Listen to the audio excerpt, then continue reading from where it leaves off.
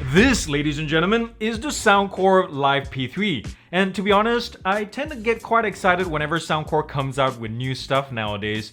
And in this case, what if I told you that the company didn't just make with the P3 a marginal improvement over the previous P2, which honestly wasn't that great in certain areas, and instead made something more akin to a budget Air 2 Pro. And if you don't know what an Air 2 Pro is, that is Soundcore's top-of-the-line Halo Big Kahuna model. Anyways, if you're looking currently right now for a pair of true wireless earbuds with effective active noise cancellation, long battery life, good sound, water resistance in a great looking wrapper with a budget friendly price, I think you should stay tuned and watch the rest of this video. And TLDR, I also compare the P3 with the said Air 2 Pros, the Air 2s, and also the Liberty 2 Pros just for fun. And I end up liking this a lot. Let's do it after these messages. That way.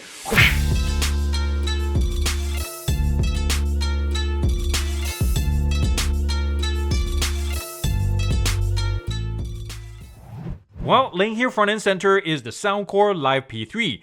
And along for the ride, as I introed earlier, is the older Liberty Air 2s right here in the bottom left. And in the top right here is Soundcore's latest and greatest, the Air 2 Pro. I'm going to compare these side by side for specs to roughly give you a better idea of what they're like.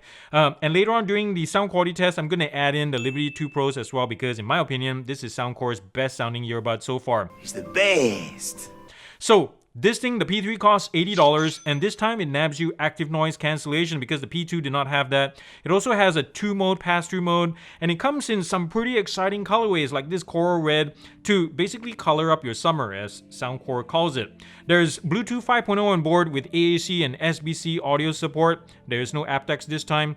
IPX5 water resistance is also here, which is better than the Air 2 Pros, inferior to the P2s which had IPX7 while matching the Liberty Air 2s. Battery life for the earbuds, as rated by Soundcore, is 6 hours with ANC on.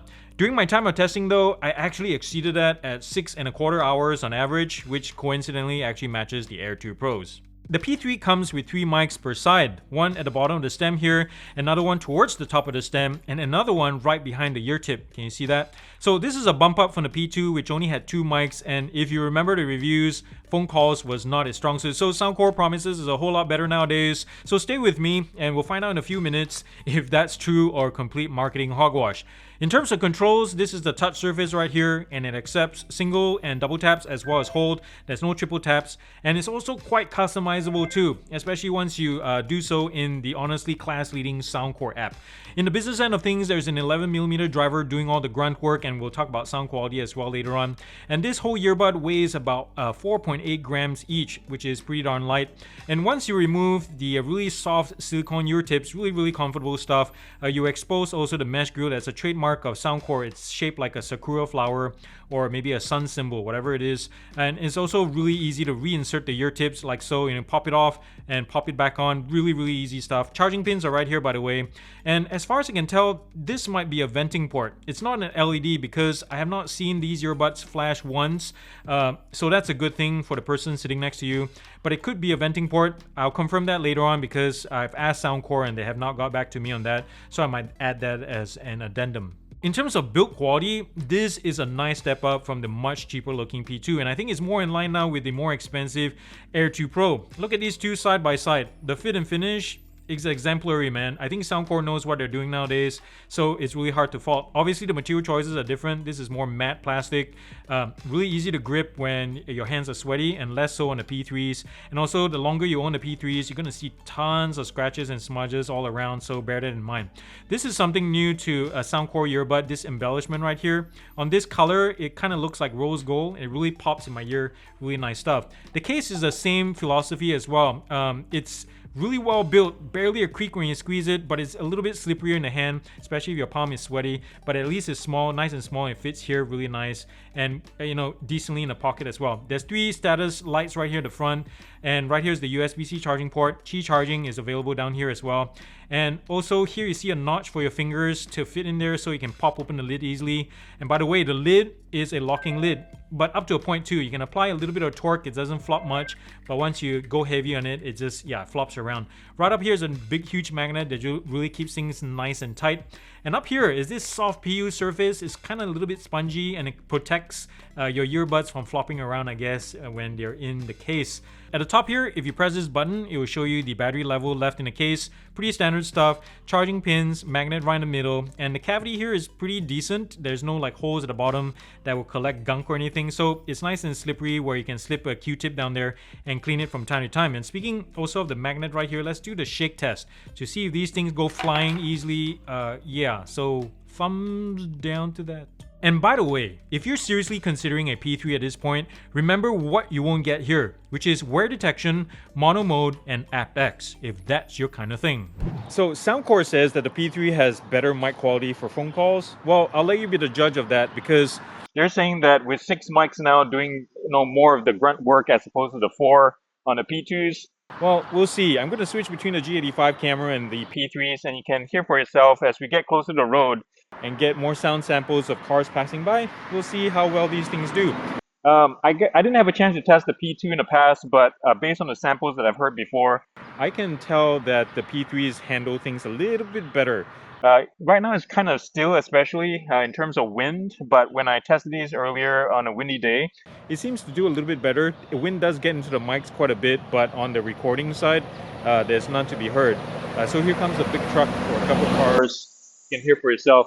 It does pretty well with intonation. My voice is good, the bass is good, and it definitely sounds less digitized than before compared to the P2. So a nice job on Soundcore's part. One thing I do have to note though, that two things is active noise cancellation when it's on, and when you do get a phone call, it doesn't go into pass-through mode. I prefer it does that for safety reasons to give you better situational awareness, but it doesn't do that, so maybe a firmware update can change that. And secondly, if I yell, I notice that I overwhelm the microphones. They get this buzzing feedback that's kind of unnerving, like it's gonna break or something. So it's only in extreme situations when it's really loud, but other than that, but it's something to take note of. I thought I'll mention it anyway. Yeah, I got Miss Canada playing on Deezer and high fidelity here on my phone. So we're gonna do the Bluetooth range test. It's a little bit of a rebranding, but it's the same thing as always. I have the phone at the end of my deck. We're gonna walk past the back of my house to the side, and we'll see when these guys have connection issues between the phone and this P3. So the P3 has Bluetooth 5.0, so it should last around, let's say 10 meters or 30 to 33 feet. So the phone is over there, still there, hasn't moved, and where I'm standing right here is around 25 feet. So we're gonna walk past the side of my house. How you guys doing? I thank you guys for watching this time. It's a lot grayer than before. It's gonna thunderstorm suddenly, and it's already starting to drizzle. So I hope, oh, there we go. They have some disconnection issues there. I'm gonna keep walking until we get, so we're around 33, 34 feet, so that's not bad. But I'm gonna keep walking until we get a full disconnect tone with the lady in my voice saying, disconnected. And one thing I'm noticing too, just like the Soundcore Q30, Q35 headphones, they have this strange popping noise, especially when you come through with active noise cancellation on and media trying to hang on to a signal. It does this weird popping sounds, like it's crackling in my head or something. And it's kind of weird. I don't get these with this kind of thing with other headphones or earbuds. So I don't know. Soundcore, maybe you can look into this. I got a tone over there around 55 feet. So I'm going to keep walking to see if the media continues playing.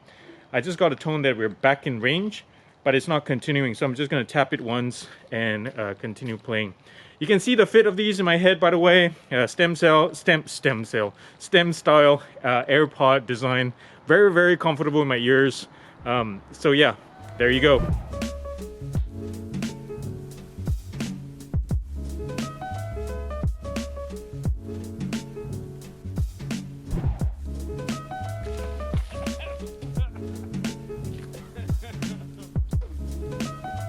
If you're ready for this, let's look at some of my favorite things about the P3. Number one is the weight distribution in my ears. Even when I compare this with the Air 2 Pros, I did not like these very much because it always felt like the circuitry was towards the outside of the unit, and whenever I yawned or looked at it funny, it just threatened to pop out. But with the P3s, they stay in place, they're so light, they're so balanced, and I can wear these for hours on end throughout the whole workday and not have my ear canals hurt, and that really says a lot.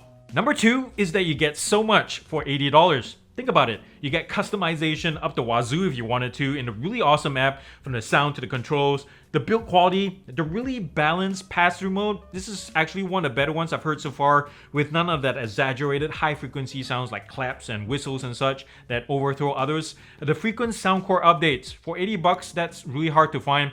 And the solid noise cancellation as well. And this is helped by the weight distribution that I talked about, which creates a really nice passive seal. And last but not least, we have sound quality. And here the P3 outclasses and outperforms the P2. But by how much? Well, I had a chance to pit the P3 against Soundcore's more expensive models like the Air 2, the Air 2 Pro, and the Liberty 2 Pros. And I know it's not a fair fight for the last one because Liberty 2 Pros, in my opinion, is the best sounding of the whole lineup. But I did it anyway, and here are my notes, so pardon the length. And I tested these at 75% volume for all units and also their default factory settings, just to be fair. So the Air 2s, the bass lacks a kick and oomph, but has a flatter sound profile compared to the P3s. The Air 2 Pros has a little bit more kick in the bass as well, and definitely more amplification in the mids and the highs. So it's definitely not on a flat profile anymore and more enjoyable to listen to for more genres. Now, as we come to the P3, this thing sounds good all throughout the frequency range, but I think where it's at is really in the bass. And so you bass heads are going to be happy about this because this can thump low, although I have to say that it does lose its composure when you do hit the bottom end, but you really have to be pushing it. It's really nice and solid, but I suggest that you keep the bass up technology turned off because it does sound really artificial with it on. Now, I also noticed a marked increase in amplification all throughout the frequency range. That means you can listen to music at 50% volume and it'll be louder than all the other models. The other thing, another strength too, is stereo separation. This thing is tight, guys. When I listen to Thriller, the trademark footsteps at the beginning of the song, the right to left motion, the transition from right to left, ooh, it sounds so good, and it just gives it a right enough berth that it's not too far and not too close. Really well thought out here.